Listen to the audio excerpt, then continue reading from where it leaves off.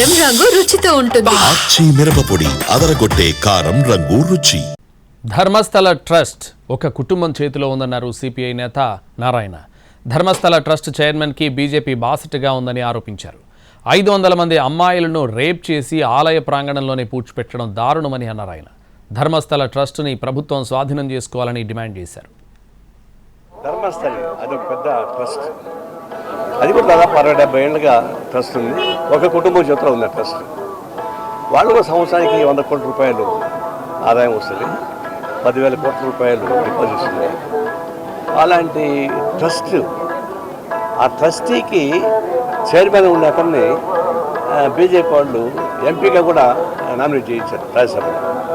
కానీ ఆ ట్రస్ట్లో 1980 నుంచి ఇప్పుడు దాకా చేస్తే 500 మంది అమ్మాయిల్ని రేప్ చేసి చంపేశారు, ఆడే పూర్తి చేశారు. ఒక స్కావెంజర్ బయట పెట్టాడు. అంతా కలిసి ఆందోళన చేస్తే అది కాంగ్రెస్ గవర్నమెంట్ కాబట్టి సిట్ వేసింది, అది బీజేపీ గవర్నమెంట్ చేసేది కాదు. సిట్ వేస్తే వాళ్ళు అన్ని రకాలు బయటపడ్డాయి.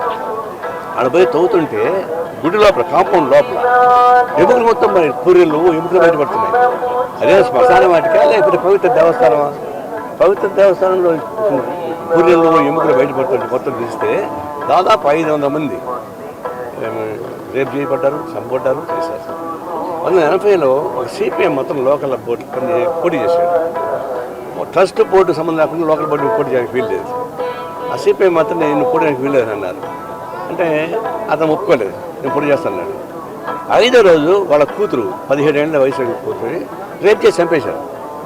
అప్పుడు వరుస పెట్టి చూస్తుంటే ఆ ట్రస్ట్లో ఉన్నటువంటి అనేక దుర్మార్గులు ట్రస్ట్ బోర్డు పేరు చెప్పారు. ఆ పెద్ద ఆయన మనవాళ్ళు, తమ్ముడు, కొడుకులు వాళ్ళది ఇదే పని చేస్తున్నారు.